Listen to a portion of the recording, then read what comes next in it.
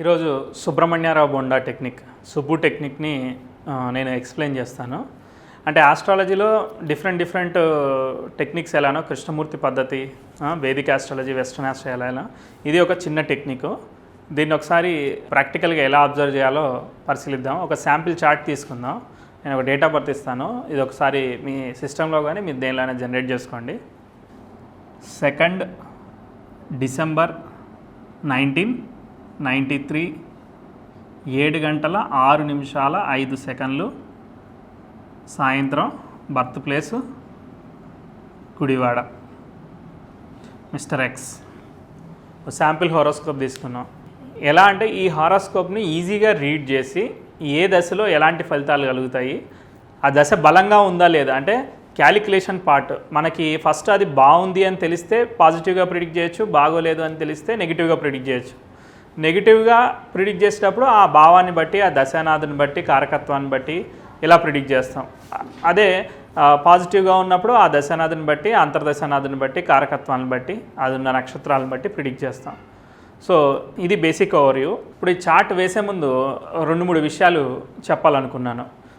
ఏంటిదేనంటే, ఏదన్నా ఒక హారోస్కోప్ని తీసుకుంటే ఫస్ట్గా మీరు ఏం చేస్తారనంటే, ఒక గ్రహం 5వ స్థానంలో ఉంది, లేదా 7వ స్థానంలో ఉంది, 3వ స్థానంలో ఉంది అని చూసి డైరెక్ట్గా మీరు ఏం చేస్తారు, సప్తమ స్థానంలో ఉంది కాబట్టి సప్తమ సంబంధించిన రిజల్ట్స్ వచ్చేదానికి అవకాశం ఉంది. ఉదాహరణకి మిథున లగ్నానికి సప్తమంలో శని ఉన్నాడు కాబట్టి శని మహర్దశ జరుగుతుంది, ఇప్పుడు వివాహాన్ని ఇస్తాడు అని అనుకుంటారు ఉదాహరణగా. ఈ విధంగా వివాహానికి సంబంధించిన ఫలితాలు కానీ, సామాజిక సంబంధాలకు సంబంధించిన ఫలితాన్ని కానీ, అష్టమ భాగ్యాధిపతి కాబట్టి మిథున లగ్నానికి శని భగవానుడు పితృ సంబంధించిన ఫలితాలు, ఆరోగ్య సంబంధించిన ఫలితాలు, ఇలాంటివి ఆ దశాకాలంలో జరిగేదానికి అవకాశం ఉందని మనం ప్రిడిక్ట్ చేస్తాం. కానీ ఆ శని ఏ నక్షత్రంలో ఉన్నాడు, ఆ నక్షత్రనాథుడు ఏ నక్షత్రంలో ఉన్నాడు, ఇది ఇంచుమించుగా కొంచెం కృష్ణమూర్తి పద్ధతిలో నక్షత్ర జ్యోతిష్యం అంటారు దీన్ని, కొంచెం సిమిలర్గా ఉంటుంది. చాలా ఈజీగా ఉంటుంది, అబ్జర్వ్ చేయండి, నేను చెప్తాను. దాన్ని బట్టి ఫలితాన్ని చెప్తారు. సో ఇప్పుడు నేను 3 వ్యక్తుల పేర్లు అంటే తాత, తండ్రి, కొడుకు, ఇలా ముగ్గురిని మీరు గుర్తుపెట్టుకోండి.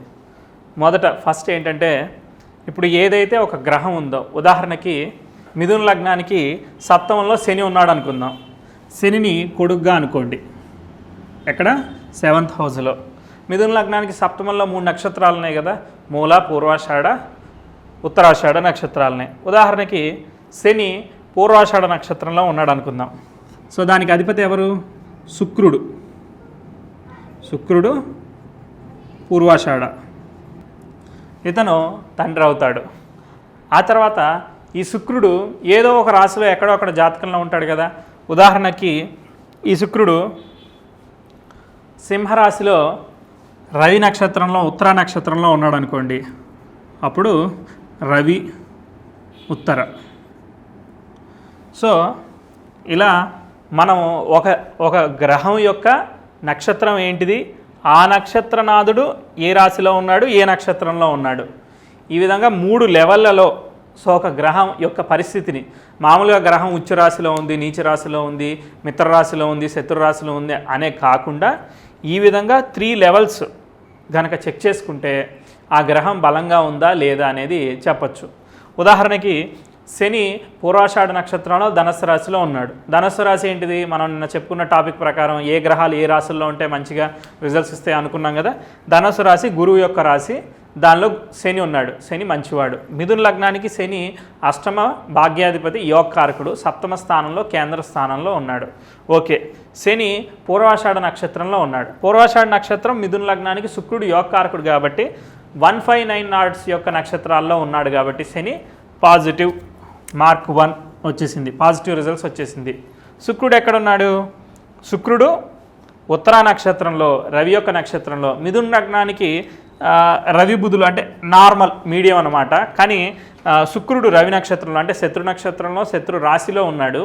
సో కాబట్టి కొంచెం ఈ శుక్రుడు ఇక్కడ ఉండడం వీక్గా ఉన్నాడు. అంటే లెవెల్ 1 నుంచి లెవెల్ 2కి వెళ్ళినప్పుడు బాగుంది, లెవెల్ 3కి వెళ్ళినప్పుడు బాగోలేదన్నమాట. అంటే 1, 2, 3 లెవెల్స్ అనుకుంటే ఫస్ట్ లెవెల్లో శని బాగున్నాడు, సెకండ్ లెవెల్లో శుక్ర నక్షత్రంలో ఉండడం వల్ల ఇది బాగుంది, కానీ ఈ శుక్రుడు బాగుండాలి, తర్వాత రవి కూడా నీచంలో పడకుండా ఉండాలి.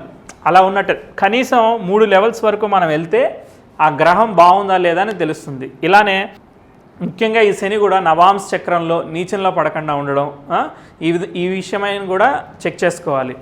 ఇప్పుడు నేను ఎగ్జాంపుల్ హారోస్కోప్ చూపిస్తాను. ఈ హారోస్కోప్ ఇంతకుముందు ఇచ్చిన డేట్ ఆఫ్ బర్త్ ప్రకారం డ్రా చేస్తున్నాను. అంశ చక్రం కూడా డ్రా చేస్తాను. మీరు మీ సాఫ్ట్వేర్లో కూడా జనరేట్ చేసుకోవచ్చు.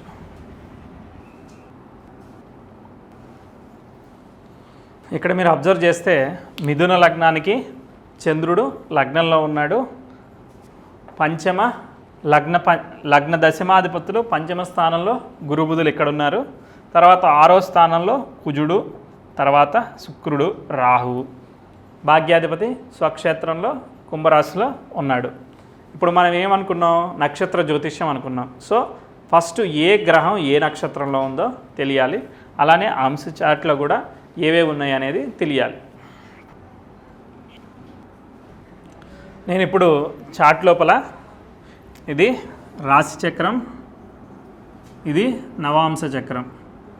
రాశి చక్రం, నవాంశ చక్రం చాలా ఇంపార్టెంట్. దీన్ని డివిజనల్ చార్ట్ 1 అంటారు, దీన్ని డివిజనల్ చార్ట్ 9 అంటారు. ఇప్పుడు మన టాపిక్ ఏంటంటే ప్రతి గ్రహాన్ని 3 లెవెల్స్ వరకు కూడా చెక్ చేసుకుని ఇప్పుడు జరుగుతున్న దశ ఏ విధంగా యోగిస్తుంది అనేది చెప్పుకోవాలి. ఇప్పుడు వ్యక్తికి ఏం జరుగుతుంది అని అంటే శని లోపల రాహు అంతర జరుగుతుంది. ఓకే, నేను ఇప్పుడు అన్ని దశలు ఏమీ ఎక్స్ప్లెయిన్ చేయను, ఒక దశ ఎలా ఉంటుందో ఎక్స్ప్లెయిన్ చేస్తాను. డౌట్స్ ఉంటే ఏదన్నా కింద కామెంట్ చేయండి. ఈ వీడియో 1కి 2 సార్లు ప్లే చేసి చూడండి అర్థం కాకపోతే. ఇప్పుడు మనం ఎగ్జాంపుల్ చార్ట్ తీసుకున్నాం. డేట్ గుర్తుంది కదా, 2 December 93 7:06:05 PM. Birth place Gudivada, Andhra Pradesh. First check చేసుకోవాల్సింది ఏంటంటే లగ్నం ఏ నక్షత్రంలో పడింది, ఆరుద్ర నక్షత్రంలో పడింది. సో ఫస్ట్ రాహు ఎక్కడున్నాడు, రాహు 6లో ఉన్నాడు. ఓకే, లగ్న నక్షత్రాధిపతి పాప శుభుడ. శుభుడు అయితేనేమో కేంద్ర స్థానాల్లో, పాపి అయితే కోణ స్థానాల్లో ఉండాలి. అది ఫండమెంటల్ రూల్, మనకు తెలుసు కదా. ఇది ఒకటి. రెండోది, ఆయన ఉన్న నక్షత్రం 1, 5, 9 నక్షత్రాల్లో ఏ గ్రహం అయినా కూడా లగ్నానికి యోగకారకం అయిందైనా అవ్వకపోయిందైనా కూడా 159 లార్డ్స్ నక్షత్రాల్లో ఉంటే మీకు ఫేవరబుల్ రిజల్ట్స్ వస్తాయి. ఇక్కడ లగ్నానికి లగ్న నక్షత్రాధిపతి ఆరుద్ర నక్షత్రంలో పడి రాహు వచ్చేసేసి 8:52 వృశ్చిక రాశిలో ఉన్నాడు. ఏ నక్షత్రంలో ఉన్నాడంటే అనురాధ నక్షత్రం, శని యొక్క నక్షత్రంలో ఉన్నాడు. ఈ లగ్నానికి అష్టమ భాగ్యాధిపతి శని యోగకారకుడు, అంటే యోగకారకమైన నక్షత్రంలో రాహు ఉన్నాడు. ఏ జాతకంలో అయినా కూడా రాహు యోగించాలంటే ముఖ్యంగా చంద్రుడు క్షీణచంద్రుడు కాకూడదు, చంద్రుడు బలంగా ఉండాలి. చంద్రుడు బలంగా ఉంటేనే ఈ రాహు అనేవాడు యోగిస్తాడు. రాహు ఒక పొగ లాంటిది, తర్వాత దేన్నైనా కానీ మ్యానిపులేషను మాయ చేయడానికి పనిచేస్తుంది. రాహు ఎక్కడ ఎవరితో కలిసి ఉంటే ఆ భావాన్ని విపరీతంగా ఎగ్జాగరేట్ చేస్తూ ఉంటుంది, మరింత ఇంప్రూవైజ్ చేస్తుంది, ఆ క్వాలిటీని బాగా పెంచుతూ ఉంటుంది. అదే కేతు అయితే డ్రై ప్లానెట్, ఆ నేచర్ని తగ్గించేస్తూ ఉంటుంది, మైనస్ చేస్తూ ఉంటుంది, రిజల్ట్ ఇవ్వదు. అదే రాహు ఎగ్జాగరేట్, డబుల్ రిజల్ట్ ఇస్తూ ఉంటాడు. రాహు మిథున లగ్నానికి శనిపాలిత గ్రహమే యోగకారకుడు కాబట్టి 6వ స్థానంలో ఉన్నాడు. మిథున లగ్నానికి రాహు యోగకారకుడై 6వ స్థానంలో ఉండడం పాజిటివ్ రిజల్ట్. ఇది పాయింట్ నెంబర్ 1. రెండోది, ఇక్కడ మనం నక్షత్రాల గురించి 3 లెవెల్స్ గురించి మాట్లాడుకుంటున్నాం. శని ఏ నక్షత్రంలో ఉన్నాడు, శని కుంభరాశిలో ఉంటూ 1 డిగ్రీలో ఉన్నాడు, అంటే ధనిష్ట నక్షత్రంలో ఉన్నాడు. ఒకటి, రాహుకి వృశ్చిక రాశి శత్రుక్షేత్రం అనుకున్నాం కదా, సో అది ఫేవరబుల్ కాదు. అయినప్పటికీ రాహున నక్షత్రం ఏదైతే ఉందో శని నక్షత్రం, ఇది చాలా యోగకారకమైన నక్షత్రం, పాజిటివ్ రిజల్ట్ ఇస్తుంది. రెండోది, శని నక్షత్రంలో ఉండడం వల్ల దూర ప్రదేశాలు, దూర ప్రయాణాలు ఇలాంటివి జరుగుతాయి. శని రాహుల సంబంధం, శని దశమ దృష్టితో రాహుని కూడా చూస్తున్నాడు కాబట్టి ఖచ్చితంగా లాంగ్ జర్నీస్ అనేవి ఆకస్మికంగా జరుగుతాయి. ఆకస్మికంగా ఎందుకంటే 8th హౌస్ ఆల్ ఆఫ్ సడన్గా జరిగేదానికి అవకాశం ఉంది. ఇప్పుడు రాహు శని దశమ దృష్టితో చూస్తున్నాడు, అలానే రాహు శని నక్షత్రంలో ఉన్నాడు, అది విశేషం. తర్వాత శని ధనిష్ట నక్షత్రంలో ఉన్నాడు, కుజుడి నక్షత్రంలో ఉన్నాడు. లెవెల్ 1 నుంచి లెవెల్ 2కి వెళ్తున్నాం, ధనిష్ట నక్షత్రం. అయితే ఇక్కడ ముఖ్యంగా తీసుకోవాల్సింది ఇన్నర్ ప్లానెట్స్, అవుటర్ ప్లానెట్స్ అనే టాపిక్ని గుర్తు తెచ్చుకోవాలి. ముఖ్యంగా ఏంటిది, సీక్వెన్స్ ఏంటిది? శని పెద్దవాడు, శని తర్వాత గురువు, గురువు తర్వాత కుజుడు. ముఖ్యంగా ఈ 3 సీక్వెన్స్ని మనం గుర్తుపెట్టుకోవాలి. కుజుడి కన్నా ఇంకా చిన్నవాడు రవి, తర్వాత చంద్రుడు, తర్వాత శుక్రుడు, తర్వాత బుధుడు. వీళ్ళందరికన్నా కేతువు పెద్దవాడు, కేతువు కన్నా కూడా రాహు పెద్దవాడు. అంటే వాళ్ళ ఎనర్జీ లెవెల్స్ ఆ విధంగా ఉంటాయి. అవి నోడ్ సైన్స్. మిగిలిన 7 గ్రహాలు ఉన్నాయి. శని ఏ నక్షత్రంలో ఉన్నా సంబంధం లేదు, ఎందుకంటే అది అవుటర్ ప్లానెట్. అది దేన్నైనా కూడా ఆక్యుపై చేస్తుంది, ఎనర్జీని తీసేసుకుంటుంది. అయినా కూడా చెక్ చేద్దాం. శని కుజుడు నక్షత్రంలో ఉన్నాడు, మరి కుజుడు స్వక్షేత్రంలోనే ఉన్నాడు. తర్వాత బుధుడి యొక్క నక్షత్రంలో 23 డిగ్రీలకి జ్యేష్ఠ నక్షత్రంలో ఉన్నాడు. సో లగ్నానికి యోగకారకమైన నక్షత్రంలో ఉన్నాడు, మళ్ళీ స్వక్షేత్రంలో ఉన్నాడు. సో కుజుడు మిథున లగ్నానికి షష్ఠ లాభాధిపతి పాప అయినప్పటికీ కూడా 1, 5, 9 స్థానాధిపతుల నక్షత్రాల్లో ఉండడం విశేషం. మళ్ళీ శని కుజుడిని చూస్తున్నాడు, కుజుడు శని చూస్తున్నాడు. పరస్పర శని కుజుల వీక్షణ కొంచెం ఇబ్బంది కలిగిస్తుంది, అంటే మొండితనాన్ని అట్లాంటి దాన్ని ఇస్తుంది. కానీ ఇక్కడ నక్షత్రాల రీత్యా శని కుజ నక్షత్రంలో ఉంటూ కుజుడు కూడా బలంగా స్వక్షేత్రంలోనే ఉన్నాడు. సో ఇది పాజిటివ్ పాయింట్ అనమాట. ఇక్కడ పాజిటివ్ రిజల్ట్ ఇస్తుంది. నెగిటివ్ ఎక్కడుంది? కుజరాహువుల కలయిక సర్పదోషాన్ని ఇట్లాంటి వాటిని ఇస్తుంది. కాబట్టి ఏంటి, మామూలుగా సర్పదోషం ఎలా పనిచేస్తుంది అని అంటే మోడర్న్ లైఫ్లో బాగా విపరీతమైన టెస్టింగ్ నేచర్ ఇస్తుంది, అనుమానం ఇస్తుంది, అది కరెక్టా కాదా చూస్తుంది. తర్వాత మిథున లగ్నానికి బుధుడు యోగకారకుడు అయితే కుజుడు పాపి కదా, కుజుడు వెళ్ళి బుధుడు నక్షత్రంలో ఉన్నాడు కాబట్టి కుజబుధుల కలయిక ప్రతిదాన్ని సంకోచాన్ని ఇస్తుంది. ఈ డెసిషన్ తీసుకోవాలా వద్దా, ఫికిల్ మైండ్ ఇస్తుంది. తర్వాత కుజుడు బుధ నక్షత్రంలో ఉన్నాడు కాబట్టి స్కిన్ అండ్ డస్ట్ అలర్జీస్ ఇవ్వడానికి అవకాశం ఉంది. తర్వాత కుజుడు జలరాశిలో, స్వక్షేత్రమైనా కూడా జలరాశిలో ఉన్నాడు కాబట్టి జలుబు అయితే తగ్గకపోవడాన్ని ఇస్తుంది. అంటే ఆ సిచ్యువేషన్ బట్టి అలాంటివి ఇస్తుంది. గ్రహాలు కొన్ని యోగరీత్యా యోగించినప్పుడు భావరీత్యా యోగించవు, భావరీత్యా యోగించినప్పుడు యోగరీత్యా యోగించం అనమాట. దాన్ని ప్రాక్టికల్ అబ్జర్వేషన్ చేయాలి. ఇప్పుడు మనకి 3 పాయింట్లు మాట్లాడుకున్నాం. రాహువు శని నక్షత్రంలో ఉన్నాడు, యోగకారకమైన నక్షత్రంలో ఉన్నాడు కాబట్టి టిక్ మార్క్. తర్వాత శని కుజ నక్షత్రంలో ఉన్నాడు, అంటే షష్ఠ లాభాధిపతి పాపి యొక్క నక్షత్రంలో ఉన్నాడు. అయినప్పటికీ కూడా ఆయన అవుటర్ ప్లానెట్ కాబట్టి టిక్ మార్క్ ఇచ్చేసాం. తర్వాత నెక్స్ట్ 3వ లెవెల్కి వెళ్తే కుజుడు స్వక్షేత్రంలో ఉన్నాడు, నీచంలో పడలేదు, బాగున్నాడు. బుధుడి యొక్క నక్షత్రంలో ఉన్నాడు, మంచిది. ఇప్పుడు ఈ 3 గ్రహాలు కూడా మనం ఒక్కసారి పరిశీలిద్దాం. ఎక్కడ? అంశచక్రంలో పరిశీలిద్దాం. శని నవాంశ చక్రంలో ఉచ్చి పొంది ఉన్నాడు, కుజుడు కూడా నవాంశ చక్రంలో ఉచ్చి పొందున్నాడు, రాహు కూడా కన్యారాశిలో ఉచ్చి పొందున్నాడు. కాబట్టి ఈ 3 గ్రహాలు బాగున్నాయి కాబట్టి ఈ వ్యక్తికి కుజ దశ కానీ, రాహు దశ కానీ, శని దశ కానీ యోగిస్తుంది. రాహు దశ ఎప్పుడైతే చంద్రుడు బలంగా ఉంటాడో, ఇక్కడ చూడండి, చంద్రుడు రవి దగ్గరగా ఉంటే క్షీణచంద్రుడు, చంద్రుడు రవి దూరంగా ఉంటే కనీసం 4-5 రాసులు దూరంలో ఉంటే అది పూర్ణచంద్రుడు. ఈజీగా గుర్తుపెట్టుకోవచ్చు. ఇది ఇక్కడ చూసినట్లయితే చంద్రుడు రవి కన్నా ముందుకు వెళ్ళిపోతున్నాడు కాబట్టి పౌర్ణమి తర్వాత ఈ వ్యక్తి పుట్టినట్టు అనమాట. సింపుల్గా అంటే ఒకవేళ వృషభ రాశిలో ఉంటే పౌర్ణమి, ఒకవేళ వృషభ రాశిలో లేకపోతే ఇట్లా మేన నుంచి ఇలా వస్తున్నాడు అనుకోండి శుక్లపక్షం, తర్వాత కృష్ణపక్ష చంద్రుడు అనమాట. ద్వితీయ తృతీయ ఉంటుంది. ఓకే, ఇక్కడ పునర్వసు నక్షత్రం 2వ పాదంలో చంద్రుడు వచ్చాడు. ఇప్పుడు వ్యక్తికి శని మహర్దశ జరుగుతుంది. మొదటగా ఏం చూడాలి? శని మహర్దశ. శని ఏంటిది? ధనిష్ట నక్షత్రంలో ఉన్నాడు. ఈ శని ఈ లగ్నానికి యోగకారకుడు అయ్యి కుజ నక్షత్రంలో ఉన్నాడు. సో 6, 11 యొక్క రిజల్ట్స్ ఇవ్వాలి. తర్వాత శని 8, 9 రిజల్ట్స్ కూడా ఇవ్వాలి. తర్వాత నెక్స్ట్ రాహు కూడా శని నక్షత్రంలో ఉన్నాడు కాబట్టి 6వ స్థానానికి సంబంధించిన రిజల్ట్స్ ఇస్తాయి.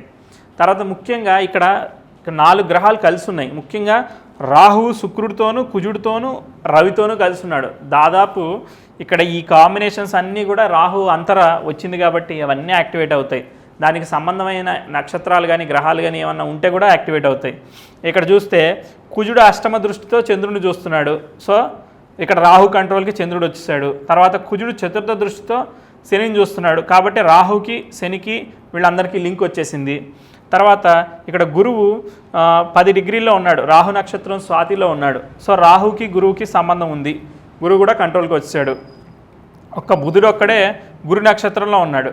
సో గురువుకి రాహుకి లింక్ ఉంది కాబట్టి బుధుడి యొక్క ఫలితాలు కూడా ఇప్పుడు రాహు ఇస్తాడు. సో చార్ట్లో ఉన్న కాంబినేషన్ మొత్తం ఈ రాహు అంతర్లో, అంటే లైఫ్ అనేది ఫాస్ట్ ట్రాన్స్ఫర్మేషన్ చేసేది రాహు కాబట్టి దాదాపు అన్ని రకాల కాంబినేషన్స్ని కూడా యాక్టివేట్ చేసేస్తూ ఉంటుంది. సో ఎన్నైతే కాంబినేషన్స్, ఎన్నైతే యోగాలు ఉంటాయో ముఖ్యంగా ఈ రాహు అంతర 2.5 నుంచి 3 సంవత్సరాలు ఉంటే ఆ మొత్తంలో కూడా చూపించేస్తుంది అనమాట ఈ వ్యక్తికి. జాతకం ఒరిజినల్గా ఏముంది అనేది మనం కాంబినేషన్స్ చూడాలి. ముఖ్యంగా 6వ స్థానంలో ఇక్కడ గ్రహాలు 3 ప్రాపగ్రహాలు ఉన్నాయి. అంటే రవి కుజుల కలయిక ఉంది. అది విపరీతమైన అగ్రెసివ్ నేచరు, తర్వాత విపరీతమైన మొండితనం, పట్టుదల ఇలాంటి దాన్ని ఇస్తుంది. దాని మీద శని యొక్క దృష్టి పడింది. అక్కడ ఏమైంది, శని కుజ నక్షత్రంలో ఉండడం వల్ల ఏమవుతుంది అని అంటే సహజంగా ఈ మిథున లగ్నానికి కుజుడు పాపి కదా. కుజుడు ఏంటిది, ఫాస్ట్ అండ్ స్పీడ్ ప్లానెట్. శని ఏంటిది, స్లో మూమెంట్ ప్లానెట్. అంటే ఉదాహరణకి సింపుల్గా ఎలా చెప్పాలి అని అంటే, ఒక పెద్ద బంక్ ఉంది, దానిలోకి వెళ్ళి మీరు కత్తిని పెట్టారనుకోండి, ఏమవుతుంది, బంకులో కత్తి చిక్కుకుపోతుంది, బయటికి రాదు. ఎంత ఫోర్స్తో వెళ్ళినా అక్కడ మీరు ఇరికిపోతారు. అలానే శని వచ్చేసేసి ఈ కుజుడి మీద దృష్టి ఉండడం, తర్వాత కుజుడు నక్షత్రంలో ఉండడం వల్ల ఏంటంటే లాస్ట్ మూమెంట్ వరకు కూడా ఏ పని చేయడు ఈ జాతకుడు. లాస్ట్ మూమెంట్లో ఎలా అంటే ఏదైనా పాకం కానీ బంక కానీ ఎప్పుడు కరుగుతుంది, కింద మంట పెడితే కరుగుతుంది. అలానే ఈ వ్యక్తి లాస్ట్ మూమెంట్లో ఫైర్ పెట్టుకుని విపరీతంగా పనిచేయడం జరుగుతుంది అనమాట. సో రిజల్ట్ ఏంటంటే శని ఆలస్యంగా రిజల్ట్ ఇస్తాడు, కాదే లాస్ట్ మూమెంట్లో ఎంత స్పీడ్గా ఇస్తాడంటే ఈ కుజ నక్షత్ర సంబంధం ఉండడం వల్ల ఫాస్ట్గా ట్రాన్స్ఫార్మ్ చేసేస్తాడనమాట. ఆల్ ఆఫ్ సడన్ అనమాట. యాక్సిడెంట్స్కి కుజుడు ఎలా కారకడం, ఆల్ ఆఫ్ సడన్గా రిజల్ట్స్ వచ్చేస్తాయి అనమాట. కాదే ఆలస్యంగా ఇచ్చి లాస్ట్ మూమెంట్లో రిజల్ట్ ఇవ్వడం జరుగుతుంది. ఓకే, నెక్స్ట్ రవి కుజుల కలయిక ఉంది. అయితే రవి కుజుడు వేరే వేరే నక్షత్రాల్లో ఉన్నారు. సో ఇప్పుడు మనం రాహుదశలోకి వెళ్తున్నాం కాబట్టి ఇవన్నీ ఫలితాలు రావు. రవి కుజుల 6వ స్థానం ఏంటంటే నెగోషియేషన్స్ కూడా. అంటే ఏంటంటే ఎదుటి వ్యక్తి 7వ స్థానం అయితే వాడికి 12వ స్థానం ఏమవుతుంది అని అంటే ఇక్కడ పాపగ్రహాలు ఎదుటి వ్యక్తికి ఆపోజిట్ వ్యక్తిని విన్ కావాలని అంటే 6వ స్థానంలో పాపగ్రహాలు ఉండాలి. అప్పుడు ఏమవుతుందంటే ఎదుటి వ్యక్తిని చాలా గట్టిగా బాధించగలుగుతాడు, విపరీతంగా ఇబ్బంది పెట్టి సాధించుకోగలుగుతాడు. అందుకే ఆరాట పోరాట మహిమంతా కూడా ఈ 6వ స్థానంలోనూ 3వ స్థానంలో ఉంటుంది. ముఖ్యంగా 6వ స్థానంలో ఉన్నప్పుడు ఎదుటి వాళ్ళని గట్టిగా సాధించుకుంటారనమాట. ఓకే, రాహు అంతర ఏం జరుగుతుంది అని ఫలితాలను అంటే 6వ స్థానంలో ఉంది కాబట్టి ఉద్యోగ సంబంధించిన ఫలితాలు, హెల్త్ రిలేటెడ్ ఫలితాలు, అంటే ఇక్కడ దశ అంతర్దశలను బట్టి పాజిటివ్ రిజల్ట్స్ ఇస్తున్నాయా, నెగిటివ్ రిజల్ట్స్ ఇస్తున్నాయా అనేది చూసుకోవాలి. ఇచ్చి దాన్ని మనం ఫైనలైజ్ చేసుకున్న తర్వాత అంటే అది పాజిటివ్ నెగిటివ్ డిఫైన్ చేయడానికి నేను వేదిక్ వెస్టర్న్ కేపీ ఫాలో అవుతాను కాబట్టి మూడిట్లో కూడా ఫైనలైజ్ చేసుకుంటాను. ఇప్పుడు మీరు సహజంగా చూసినట్లయితే రాహు 6లో ఉన్నాడు కాబట్టి రాహు అంతర్దశ రాగానే ఏమి యాక్టివేషన్ జరగదు. రాహు ఉన్న డిగ్రీస్ని బట్టి కొంచెం వింశోత్తరి దశలో ఒక టెక్నిక్ ఉంది, అది నెక్స్ట్ వీడియోలో ఎక్స్ప్లెయిన్ చేస్తాను. ఎప్పుడు ఆ వింశోత్తరి దశ యాక్టివేషన్లోకి వస్తుంది, ఎలాంటి రిజల్ట్స్ వస్తుంది, సిగ్నిఫికెన్స్ కూడా చూడాలి. ఎనీవే ఫస్ట్ శనిలో రాహు అంతర్దశ యోగిస్తుంది అని చెప్పేసి మనం ఈజీగా టిక్ మార్క్ వేసాం. 6 ఏంటిది, ఉద్యోగానికి సంబంధించింది. ఏదైనా జాబ్ వెళ్తే జాబ్లో ఈజీగా సెలెక్ట్ అవుతాడు. తర్వాత అష్టమ భాగ్యాధిపతి, డబ్బు సంపాదించుకోవడానికి కూడా అవకాశం ఉంది. ఎందుకంటే చంద్రుడితో కూడా గురువు చంద్రుని చూడడం, కుజుడు చంద్రుని చూడడం, కుజుడితో రాహు కలిసి ఉండడం వల్ల ధనాధిపతి సంబంధించిన ఫలితాలు కూడా ఇక్కడ ఈజీగా వచ్చేస్తాయి. కుజుడు చంద్రుని చూస్తున్నాడు కాబట్టి బాగా టెన్షన్ పడుతూ ఉంటాడు, వర్రీ అయిపోతూ ఉంటాడు, ఏమవుద్దా అని. కానీ ఫైనల్లీ ఏమైంది, రాహువు ఆకస్మికంగా ధనలాభాన్ని, భాగ్యలాభాన్ని, సెటిల్మెంట్ని ఇస్తాడు. భాగ్యస్థానం ఏంటిది, సెటిల్మెంటు, లైఫ్ని స్టాండర్డైజ్ చేయడం, ఇలాంటి వాటిని ఇస్తుంది కాబట్టి ఖచ్చితంగా ఫలితాన్ని ఇస్తుంది. కాకపోతే ఆ 8th రిలేట్ అయింది కాబట్టి బాగా టెన్షన్ పెడతాడు, తర్వాత శరీరానికి బాగా ఇబ్బంది పెడతాడు, హెల్త్ని ఓవర్కమ్ చేస్తూ సాధించాల్సింది ఉంటుంది. ఒక సైడ్ రిజల్ట్ ఇస్తే ఇంకో సైడ్. తర్వాత 6వ స్థానం వాహన స్థానం కాబట్టి డ్రైవింగు ఇలాంటి విషయాల్లో కూడా కేర్ఫుల్గా ఉండాలి. దశ బాగున్నా బాగోకపోయినా అవి 3, 8, 12 కానీ ఈ 6వ స్థానం దుస్థానాల ఆపరేషన్లో ఉన్నప్పుడు చాలా కేర్ఫుల్గా వెళ్ళాలన్నమాట. కాకపోతే వాళ్ళు కొంచెం ఇక్కడ అగ్రెసివ్నెస్ ఉంది కాబట్టి 1కి 2 సార్లు చూసుకుని ఆ మొండితనాన్ని కంట్రోల్ చేసుకుంటూ బ్యాలెన్స్ చేసుకుంటూ వెళ్ళాలి. అయితే ఆ మొండితనం యాక్టివేషన్ ఉంటుందా లేదా అనేది అది డిపెండ్స్ ఆన్ ట్రాన్సిట్స్ని బట్టి, వాటిని బట్టి, ప్రోగ్రెషన్స్ని బట్టి ఆధారపడి ఉంటుంది. ఎనీవే ఒరిజినల్గా ఉన్నాయి, ఎలానో ఉంటాయి. అలానే ప్రతి గ్రహం బలంగా ఉందా లేదా, ఆ దశ యోగిస్తుందా లేదా అనేది, ఉదాహరణకు చంద్రదశ తీసుకున్నారనుకోండి, చంద్రుడు ఇక్కడ ఇన్నర్ ప్లానెటే. చంద్రుడు ద్వితీయ స్థానంలో, ద్వితీయాధిపతి లగ్నంలో ఉన్నాడు, మిథున లగ్నం, మిథున రాశి. ఈ చంద్రుడున్న నక్షత్రం పునర్వసు నక్షత్రం. అప్పుడు గురువు ఎక్కడున్నాడో చూడాలి. గురువు తులారాశిలో ఉన్నాడు. గురువు ఎక్కడున్నాడు, శత్రుక్షేత్రంలో ఉన్నాడు. కానీ లగ్నాన్ని పంచమ దృష్టి 9వ దృష్టితో భాగ్య దృష్టితో చూస్తున్నాడు. ఓకే, గురువు బుధుడితో కలిసి ఉన్నాడు, అంటే లగ్న దశమాధిపతుల కలయిక ఉంది. దానితోటి గురు చంద్రుని చూస్తున్నాడు. లగ్న దశమాధిపతుల కలయిక అంటే ఒక్క విషయం ఆలోచించాలి. గురువు 10 డిగ్రీల్లో ఉన్నాడు, బుధుడు 29 డిగ్రీల్లో ఉన్నాడు. దీన్ని 100% లగ్న దశమాధిపతుల కలయిక అనలేము. ఇక్కడ డిగ్రీస్ ఆర్బులు ఉంటాయి. 5 డిగ్రీల నుంచి 5 డిగ్రీలు అయితే నార్మల్ గ్రహాలతో, సోలార్ అండ్ లూనార్, రవి అయితే 10 డిగ్రీల వరకు, చంద్రుడు అయితే ఒక 8 డిగ్రీల వరకు మనం కన్సిడర్ చేయాలి. లేకపోతే అది కంప్లీట్గా ఇవ్వదు. కానీ ఇక్కడ లక్కీగా ఏమైందంటే బుధుడు గురు నక్షత్రంలో ఉన్నాడు కాబట్టి గురువుకి బుధుడికి లింక్ ఉంది, గురు బుధుల కలయిక ఉంది కాబట్టి అది కూడా వస్తుంది. దానికి తోడు శుక్రుడు కూడా బుధ నక్షత్రం, శుక్రుడు కూడా ఈ యొక్క గురు నక్షత్రంలోనే ఉన్నాడు. అంటే లగ్న పంచమ దశమాధిపతుల కనెక్షన్ ఉంది కాబట్టి అనుకున్నది అనుకున్నట్టుగా ఎగ్జిక్యూట్ చేయగలుగుతాడు, ఇంప్లిమెంట్ చేయగలుగుతాడు. కాదే ఆలస్యంగా ఇంప్లిమెంట్ చేస్తాడు. ఎందుకనంటే శని యొక్క దృష్టి గ్రహాల మీద ఉంది కాబట్టి. తర్వాత చంద్రుడికి శనికి సంబంధం లేదు కాబట్టి ఇక్కడ ఏమీ ఆలస్యం అలాంటివి ఏమీ జరగవు. చంద్రమహర్దశలో చంద్రుడు గురు నక్షత్రంలో ఉన్నాడు కాబట్టి సప్తమ దశమాధిపతి కాబట్టి ఆ వ్యక్తికి 20 సంవత్సరాల నుంచి 30 సంవత్సరాల వయసు ఉంటే వివాహాన్ని ఇస్తాడు. ఒకవేళ అలా కాకుండా వేరే వయసులో ఉండుంటే మాతృ సంబంధమైన విషయాలు కానీ అలాంటి విషయాలు ఇస్తాడు. అయితే చంద్రుడు ఫేవరబుల్ రిజల్ట్ ఇస్తాడా లేదా అని అంటే చంద్రుడు ఇక్కడ బాధకాధిపతి, మారక బాధకాధిపతి అయిన గురు నక్షత్రంలో చంద్రుడు కుటుంబాధిపతి ఉన్నాడు కాబట్టి చంద్రుడు కొంచెం మానసిక అశాంతిని ఇలాంటి వాటిని ఇచ్చేదానికి అవకాశం ఉంది. తర్వాత అంశచాట్లో చంద్రుడు ఉచ్చులో ఉన్నాడు, అది మంచిది. తర్వాత నెక్స్ట్ చంద్ర బుధుల కోణస్థితి ఉంది, ఇది కూడా మంచిది. ఎందుకంటే లగ్న ధనాధిపతులు ఒకే నక్షత్రంలో ఉన్నారు కాబట్టి అక్కడ ధనయోగం ఇలాంటి వాటిని ఇస్తుంది, ఫేవరబుల్ రిజల్ట్ ఇస్తుంది. బ్యాలెన్సింగ్గా ఉంటుంది. ఎందుకంటే కుజుడు చేత చంద్రుడు చూడబడుతున్నాడు కాబట్టి, ఈ లగ్నానికి పాప చేత చూడబడుతున్నాడు కాబట్టి దాని యొక్క ఇన్ఫ్లుయెన్స్ ఉంటుంది కాబట్టి ఖచ్చితంగా అది కొంత మానసిక సంబంధమైన రిజల్ట్స్ ఇస్తుంది. ఆ దశ అంతర్దశలను బట్టి ఇస్తుంది. తర్వాత గురువు చేత చూడబడుతున్నాడు కాబట్టి ఉద్యోగ సంబంధమైన విషయాల్లో కొంచెం ఇబ్బంది పడడం, ఉద్యోగం ఎలా వస్తుందని ఆలోచించడం, రకరకాల ఉద్యోగాల గురించి వర్రీ అవ్వడం, ఇలా ఎప్పుడు కూడా లగ్నంలో చంద్రుడు ఉన్నాడు కాబట్టి లగ్నంలో చంద్రుడు, ముఖ్యంగా లగ్నంలో ఉన్న గ్రహం ఎలాంటి నక్షత్రంలో ఉంది, లగ్నం ఏ నక్షత్రంలో ఉన్నదే ఆ వ్యక్తి జీవితంలో బాగా ఇన్ఫ్లుయెన్స్ అవుతుంది. లగ్నంలో ఉన్న చంద్రుడు గురు నక్షత్రంలో ఉన్నాడు కాబట్టి డబ్బు, ఉద్యోగం, వివాహం ఈ చుట్టూతూనే తిరుగుతూ ఉంటుంది ఎప్పుడు లైఫ్. నెక్స్ట్ గురువు చేత చూడబడుతున్నాడు దశమాధిపతి కాబట్టి వైఫ్, మళ్ళీ ఉద్యోగం, ఇదే మళ్ళీ అదే విషయాలు తిరుగుతూ ఉంటాయి. లగ్నాధిపతి కాబట్టి నేను, ఉద్యోగము, ధనము, ఇదే వైఫ్, ఏ విషయాలు తిరుగుతూ ఉంటాయి అన్నమాట ఆ చంద్రమహర్దశలో ముఖ్యంగా. ఇలా చంద్రుడిని క్యాల్కులేట్ చేస్తారు. అదే యోగకారకుడైన గ్రహం ఇప్పుడు రవికుజులు వచ్చారు. రవికుజుల్లో కుజదశే వచ్చిందనుకోండి, కుజుడు బుధ నక్షత్రంలో ఉన్నాడు కాబట్టి లగ్న పంచమ భాగ్యాధిపతి నక్షత్రాల్లో కుజుడు ఉన్నాడు కాబట్టి 50% యోగిస్తాడు, 50% ఫేవరబుల్ రిజల్ట్స్ ఇవ్వడు. సో మీరు దీన్ని బట్టి అంశచక్రంలో కూడా కుజుడు బాగా బలంగా ఉన్నాడు కాబట్టి ఫేవరబుల్ రిజల్ట్స్ని ఇస్తాడు.